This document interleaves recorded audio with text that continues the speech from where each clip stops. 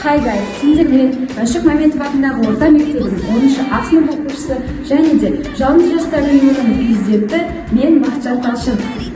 19 ақпан мен 25 мамыр аралығында мектебімізде Stockfish жобасы ұйымдастырылып отыр. Осы жобаның аясында мен сендерге челлендж жолдаймын. This is our library. Here we get the materials we need for study.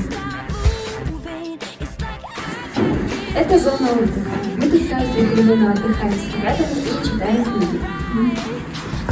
Ал бұл біздің келешекте түрде жасалған дәліздеген балалардың қызығушылығын арттыру үшін және де олардың білімге деген ынтасын арттыру үшін жасалынған.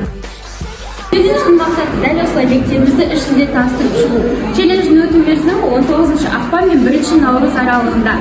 Дәл осы челленджді мен 8 және 10 сынып аралығындағы оқушыларға жолдаймын.